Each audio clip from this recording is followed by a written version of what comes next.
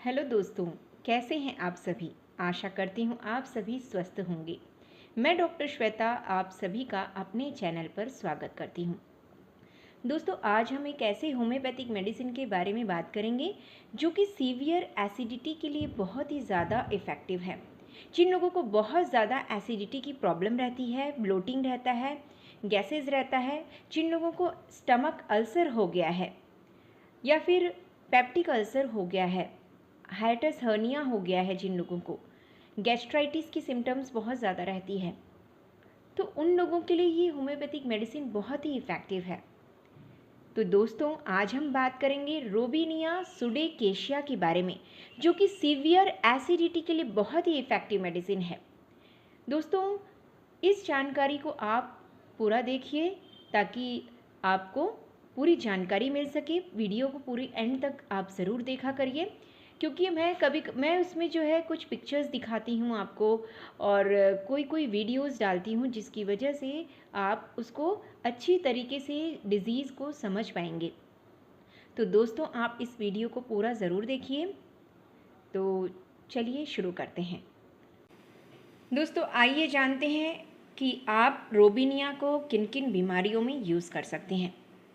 Gastritis जिन लोगों को रहता है, गैस्ट्राइटिस की शिकायत बहुत ज़्यादा रहती है जिन लोगों को स्टमक इन्फ्लेमेशन रहता है, हाइटस हर्निया के लिए बहुत इफ़ेक्टिव है। हाइपर एसिडिटी जिनको बहुत ज़्यादा सीवियर एसिडिटी रहती है, उसके लिए बहुत इफ़ेक्टिव है। पेप्टिक अल्सर के लिए बहुत इफ़ेक्टिव है। रिफ्लक्स ईसोफेजाइटिस के लिए बहुत इफ़ेक्टिव है ये होम्योपैथिक मेडिसिन रोबिनिया सुडेकेशिया। तो आइए जानते हैं इस वीडियो में कि गैस्ट्राइटिस और hiatus hernia and peptic ulcer और रिफ्लक्स ईसोफेजाइटिस क्या होता है। जैसा कि आप इस पिक्चर में देख रहे हैं कि गैस्ट्राइटिस में जो होता है वो स्टमक लाइनिंग जो होती है स्टमक की, वो जो होता है वो सूजन आ जाती है उसमें। क्यों सूजन आता है? क्योंकि स्टमक जो है वो एसिड को बहुत ज़्यादा प्रोड्यूस करता है, तो उसकी जो लाइनिंग होती है वो उसमें सूजन आ जाती है। तो उसके सिम्टम्स, उसकी वजह से क्या क्या सिम्टम्स आते हैं गैस्ट्राइटिस में? ग्नोइंग और बर्निंग स्टमक पेन, स्टमक में पेन होगा, स्टमक में जलन होगा, एब्डोमिनल ब्लोटिंग रहेगा, तो जो है बहुत ज़्यादा गैसेज होंगी प्रोड्यूस, लॉस ऑफ एपेटाइट रहेगा, भूख नहीं लगेगी, फ्रीक्वेंट बेल्चिंग, ज़्यादा बहुत बार डकारें आती हैं, इनडाइजेशन रहता है, खाना पचता नहीं है, वॉमिटिंग बहुत ज़्यादा रहेगा, हिकअप्स रहेगा, हिकअप्स यानी कि हिचकी बहुत ज़्यादा आएगी, नौशिया और रिकरेंट अपसेट ऑफ स्टमक। तो बहुत कभी कभी जो है वॉमिटिंग नहीं होता है, लेकिन बहुत ज़्यादा ऐसा महसूस होता है कि नौशिया हो रहा है, उल्टी के जैसा महसूस होगा, लेकिन उल्टी नहीं होता है। और बार बार जो है स्टमक हमेशा अपसेट रहता है, हमेशा जो है स्टमक अपसेट रहेगा, डाइजेशन नहीं होगा प्रॉपरली। जैसा कि आप इस सर्कल में देख पा रहे हैं कि ईसोफेगस और जो अपना स्टमक है उसके बीच का स्फिंक्टर नॉर्मल है। ये नॉर्मली हमारा ऐसा ही होता है स्टमक और ईसोफेगस के बीच में। अब आप देखिए कि इसमें जो है इस सर्कल में आपका जो ईसोफेगस है, लोअर जो ईसोफेजियल स्फिंक्टर है वो लूज़ हो गया है, जिसकी वजह से ईसोफेगस जो अन्न नली है वो बाहर की तरफ बल्ज हो गई है। इसे ही हाइटस हर्निया कहते हैं। स्टमक और ईसोफेगस के बीच का जो स्फिंक्टर होता है वो लूज़ हो जाता है, जिसकी वजह से ईसोफेगस जो अपना अन्न नली है वो बाहर की तरफ बल्ज हो जाता है। अब जानते हैं कि हाइटस हर्निया के सिम्टम्स क्या क्या होते हैं जो बल्जिंग हो जाता है स्टमक में।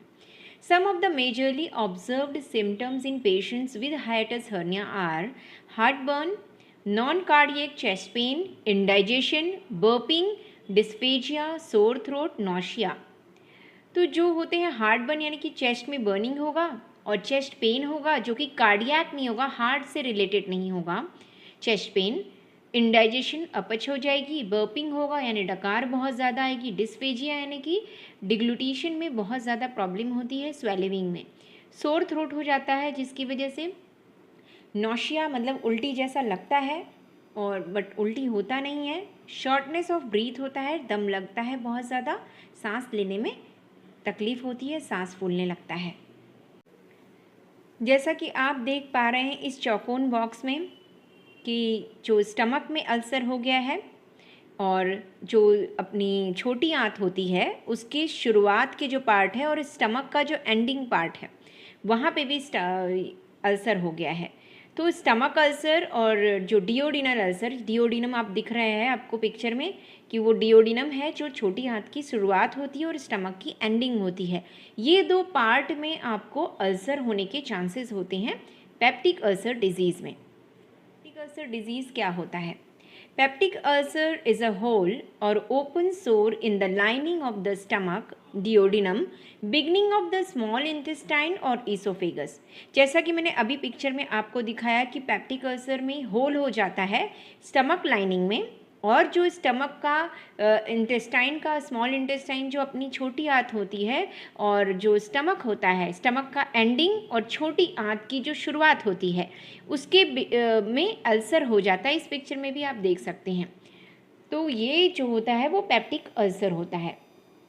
Peptic ulcer refers to pepsin, a stomach enzyme that breaks down protein। Peptic ulcer किस वजह से होता है? जो स्टमक में एंजाइम होता है जो कि हम दालें वगैरह जो खाते हैं, प्रोटीन्स जो लेते हैं खाने में, तो उसका ब्रेक डाउन करता है, उसको वो डाइजेस्ट करता है। An ulcer occurs when the lining of these organs is corroded by acidic digestive juices secreted by the stomach cells। तो ये जो लाइनिंग होती है स्टमक की और जो छोटी आंत के शुरुआत की जो लाइनिंग होती है वो क्यों ख़राब हो जाती है, क्यों होल हो जाता है उसमें?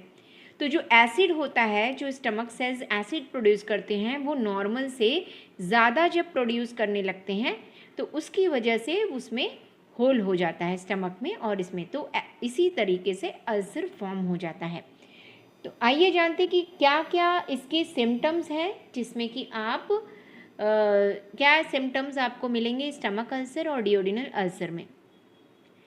Pen areas in the chest और अपर एब्डोमेन। स्टमक के ऊपर का जो भाग रहेगा वहाँ पे एब्डोमेन में पेन होगा और चेस्ट में पेन होगा। पेन कैसा होगा? बर्निंग इन द चेस्ट और डल पेन। तो चेस्ट में जलन होगी, इस टाइप का पेन होता है। गैस्ट्रोइंटेस्टिनल जो सिम्टम्स होते हैं, belching, indigestion, nausea, passing, excessive amount of gas और वॉमिटिंग। तो बहुत ज़्यादा डकार आती है, खाना पचता नहीं है, उल्टी जैसा लगेगा और जो बहुत ज़्यादा अमाउंट में गैसेस पास होती हैं। होल बॉडी में कैसा फील होगा? फटीग होगा, feeling full sooner than normal और loss of apatite.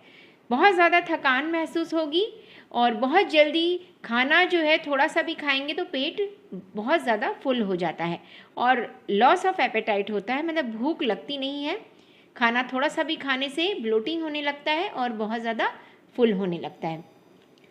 Abdominal discomfort रहता है।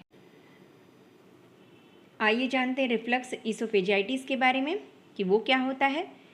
It is also known as acid reflux or GERD is an inflammation of the esophagus। तो एसिड रिफ्लक्स यानी होता है, इसका फुल फॉर्म है गैस्ट्रो इसोफेजियल रिफ्लक्स डिजीज़, जिसमें कि ईसोफेगस जो अपना अन्ननली होता है, जो पाइप फूड पाइप होता है वो उसमें सूजन आ जाती है। उसका रीज़न क्या है?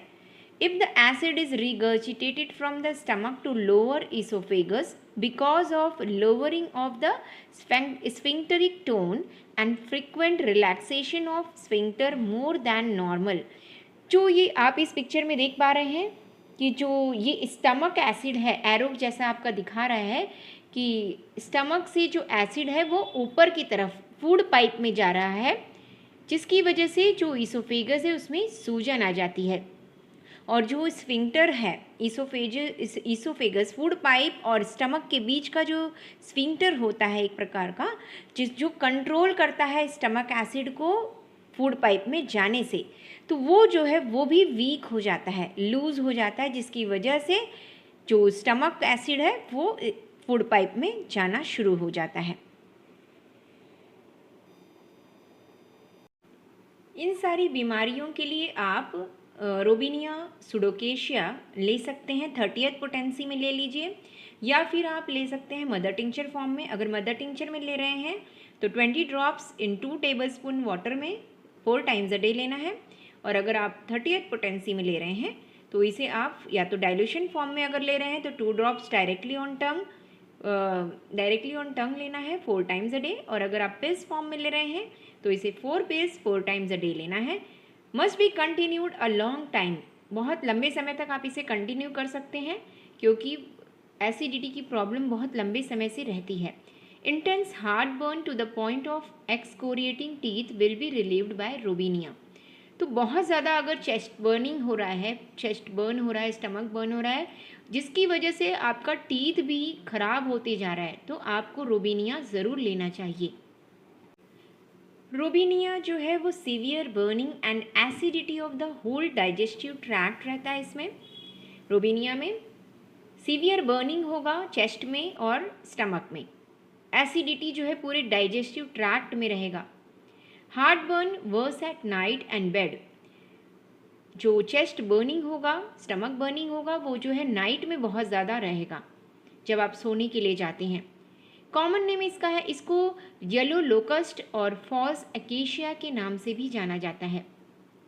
टिंचर ऑफ फ्रेश रूट बाग से ये बनाया जाता है। किस कंडीशंस में आपकी जो तकलीफ़ें हैं, एसिडिटी है, वो कैसे इंक्रीज़ होती है।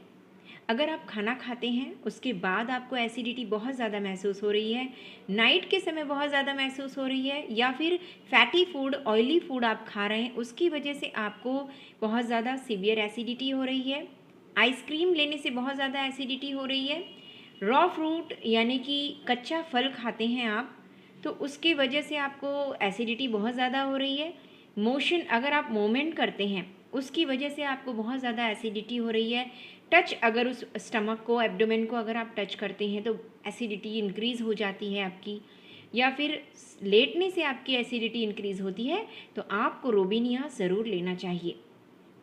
इरिटेबिलिटी ड्यू टू इनडाइजेशन, जो इनडाइजेशन होता है अपच की वजह से, जो चिड़चिड़ापन भी बहुत ज़्यादा आ जाता है बॉडी में, माइंड में जो चिड़चिड़ापन बहुत ज़्यादा आ जाता है इनडाइजेशन की वजह से। Sadness, despondency, mental depression, desires, death, बहुत ज़्यादा निराशा होने लगती है कि अब तो मेरी ये बीमारी ठीक ही नहीं होगी, तो इस वजह से मेंटल डिप्रेशन भी आने लगता है, निराशा होने लगती है, पेशेंट उदास हो जाता है, और कभी कभी तो उसे आत्महत्या करने की भी इच्छा होने लगती है। तो बहुत ज़्यादा चिड़चिड़ापन उसके माइंड में रहता है इनडाइजेशन की वजह से। आइए जानते हैं इसके जनरल सिम्टम्स के बारे में। Robinia is the remedy for hyperchlorhydria in cases where albuminoid digestion is too rapid and starch digestion is perverted. Severe acidity के लिए जैसा कि मैंने बताया था कि पूरा डाइजेस्टिव ट्रैक्ट जलने लगता है, सीवियर एसिडिटी होती है, उसके लिए बहुत इफ़ेक्टिव है रोबिनिया। जो अल्बुमिनॉइड डाइजेशन होता है, जैसे कि प्रोटीन जो हम लेते हैं खाने में, फूड में प्रोटीन्स लेते हैं, जैसे दालें, पल्सेस वगैरह लेते हैं, कणधान्य वगैरह जो खाते हैं, उसका जो डाइजेशन होता है वो तो बहुत जल्दी हो जाता है, लेकिन जो स्टार्च डाइजेशन होता है, जो हम कार्बोहाइड्रेट्स खाते हैं फूड में, उसका डाइजेशन प्रॉपर नहीं हो पाता, उसका डाइजेशन नहीं हो पाता है। The gastric symptoms with the most pronounced acidity are well authenticated and are the real guiding in symptoms. तो जो गैस्ट्रिक सिम्टम्स होते हैं, जैसा कि मैंने बताया था कि प्रोनाउंस्ड एसिडिटी होती है, बहुत ज़्यादा एसिडिटी होती है, ये इसका गाइडिंग सिम्टम्स है, रियल सिम्टम्स हैं रोबिनिया के। The acidity of Robinia is accompanied by frontal headache. तो एसिडिटी के साथ साथ अगर आपका यहाँ पे हेडेक होता है, फ्रंटल हेडेक होता है, तो उसके लिए भी बहुत इफ़ेक्टिव है रोबिनिया। इंटेंसली एक्रिड इरेक्टेशंस, बहुत ज़्यादा एक्रिड इरेक्टेशंस होता है, डकार जो आती है उसमें जो है खट्टा पानी गले में आ जाता है, उसके लिए भी बहुत इफ़ेक्टिव है robinia. Acrid and greenish vomiting, colic and flatulence, nightly burning pains in stomach and constipation with urgent desire. तो जो वॉमिटिंग होता है वो भी ग्रीनिश कलर का होगा, पित्त की उल्टी होती है जिसकी वजह से ग्रीनिश वॉमिटिंग होगा, और एक्रिड रहेगा यानी कि गला आपका जलने लगेगा वॉमिटिंग के बाद। कोलिक एंड फ्लैचुलेंस, बहुत ज़्यादा ब्लोटिंग रहेगा स्टमक में, और स्टमक पेन होगा ब्लोटिंग की वजह से। Nightly burning pains in stomach होगा, रात के समय जो होगा वो स्टमक में बहुत ज़्यादा जलन होती है, कॉन्स्टिपेशन बहुत ज़्यादा होता है, जिसकी वजह से बार बार स्टूल पास करने की इच्छा होती है। एसिडिटी ऑफ चिल्ड्रन, चिल्ड्रन में एसिडिटी की प्रॉब्लम जिन लोगों को रहती है, जिन बच्चों को, उनको भी रोबेनिया दिया जा सकता है। स्टूल्स एंड पर्सपिरेशन सार, इनकार्सरेटेड फ्लेटस, स्टूल्स भी और जो स्वेट होता है, जो पसीना आता है, वो भी सार, खट्टी स्मेल आती है उसमें से। स्टूल भी पास करेगा तो उसमें से भी खट्टी स्मेल आएगी। इनकार्सरेटेड फ्लेटस यानी कि फ्लेटस यानी कि गैस पास ही नहीं हो पाता है, जिन लोगों को बिल्कुल पास नहीं होता, जिसकी वजह से स्टमक में पूरा टाइम पेन बना रहता है, तो उनके लिए भी रोबेनिया बहुत इफ़ेक्टिव मेडिसिन है। आपको रोबेनिया ज़रूर लेना चाहिए जिनको गैस पास होता ही नहीं है। हेड सिम्टम्स के बारे में जानते हैं। Dull throbbing frontal pain, worse motion and reading. तो जो मैंने बताया था कि यहाँ माथे पे जो है बहुत ज़्यादा सीवियर पेन होता है हेडेक में, और फ्रंटल हेडेक होता है जो कि मोशन मूवमेंट करने से इंक्रीज़ हो जाता है, और अगर पढ़ाई करते हैं उसकी वजह से ये जो पेन है वो बढ़ जाता है। रीड करते हैं, बुक रीड करेंगे या फिर पढ़ाई करेंगे, स्टडी करेंगे, कोई बुक रीड करेंगे तो उससे जो है ये पेन बढ़ जाता है, frontal headache. Gastric headache with acid vomiting, stomach complaints की वजह से, एसिडिटी की वजह से जो हेडेक हो जाता है, फ्रंटल हेडेक, साथ में वॉमिटिंग भी होता है, पित्त की वॉमिटिंग भी होने लगती है। आइए जानते हैं इसके स्टमक कंप्लेंट्स के बारे में। डल heavy aching, nausea, sour eructations, profuse vomiting of an intensely sour fluid. तो बहुत ज़्यादा डल हैवी एकिंग होगा स्टमक में, हैवी भारीपन लगेगा स्टमक में, डल पेन रहेगा, नॉशिया, सार इरक्टेशंस रहेगा, उल्टी जैसा लगेगा, सार खट्टी डकारें आती हैं, profuse vomiting of an intensely sour fluid, तो जो खट्टा फ्लूइड जो होता है वो वॉमिटिंग में बाहर निकलता है, बहुत ज़्यादा वॉमिटिंग होगा, और बहुत ज़्यादा खट्टा पानी जो है वो गले में निकलता है, पानी उल्टी में। सल्फ्यूरिक एसिड भी आप इसके लिए ले सकते हैं। Great distension of stomach and bowels, flatulent colic, बहुत ज़्यादा स्टमक में ब्लोटिंग रहेगा, बहुत ज़्यादा पेट फूल जाता है, बॉवल्स भी फूल जाती हैं। फ्लैचुलेंट कोलिक होता है जिसकी वजह से, गैस की वजह से जो है वो स्टमक में पेन बहुत ज़्यादा रहेगा। कैमोमिला भी आप इसके लिए ले सकते हैं, डियोस्कोरिया भी आप इसके लिए ले सकते हैं। सार स्टूल्स, चाइल्ड स्मेल्स सार, खट्टा स्मेल आएगा स्टूल पास करने पर, और चाइल्ड भी जो है उसकी पर्सपिरेशन, उसकी स्वेट जो है खट्टी स्मेल आएगी स्वेट से, इसलिए चाइल्ड भी, बेबी भी जो है सार खट्टा स्मेल आएगा उसके बॉडी से। फीमेल सिम्टम्स में निम्फोमेनिया के लिए बहुत इफ़ेक्टिव है। निम्फोमेनिया यानी कि जिन फीमेल्स में एक्सेसिव डिज़ायर रहता है उनके लिए बहुत इफ़ेक्टिव है रोबेनिया।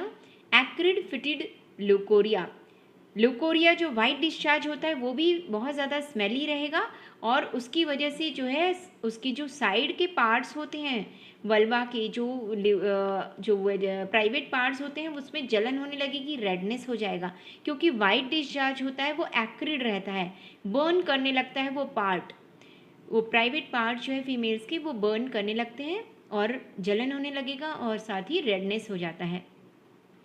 Discharge of blood between menstrual fluids, discharge of blood between menstrual periods, तो जो ब्लड होता है वो मेंस्ट्रुअल पीरियड्स के बीच में ब्लड का डिस्चार्ज होने लगता है, यानी कि 2 पीरियड्स के बीच में ब्लीडिंग फिर से स्टार्ट हो जाती है। जैसे कि मंथली जो होता है साइकिल फीमेल्स का, उसके बीच में 15 डेज़ में या 10 डेज़ में फिर से ब्लीडिंग स्टार्ट हो जाता है। Herpes on vagina and vulva के लिए बहुत ज़्यादा इफ़ेक्टिव है। जिन लोगों को हर्पीज़ पहले कभी हुआ रहता है या फिर उसकी वजह से हर्पीज़ की शिकायत हो जाती है, वजाइना में हर्पीज़ हो गया है, जो प्राइवेट पार्ट्स में हर्पीज़ हो गया है, तो उसके लिए बहुत इफ़ेक्टिव है रोबेनिया। रोबेनिया आप ज़रूर लीजिएगा, बहुत इफ़ेक्टिव मेडिसिन है, मैं खुद भी इसे यूज़ करती हूँ। दोस्तों, आपको जानकारी कैसी लगी ये मुझे कमेंट करके ज़रूर बताइएगा। चैनल को सब्सक्राइब करिएगा और बेल आइकन प्रेस करिएगा ताकि आने वाली वीडियो की नोटिफिकेशंस आपको सही समय पर मिलती रहे। वीडियो को लाइक एंड शेयर ज़रूर करिए ताकि ज़्यादा से ज़्यादा लोगों तक ये जानकारी पहुंच सके। और मैं लाइव सेशन भी करती हूँ, मंथ में एक बार करती हूँ। मैं आपको बताते रहूँगी कि लाइव सेशन कब होगा। आप उसे ज़रूर अटेंड करिए, ताकि आपकी जो क्वेरीज़ हैं आप मुझे डायरेक्टली उसमें पूछ सकते हैं, मैं उसी समय आपको बता दूँगी। Thank you so much.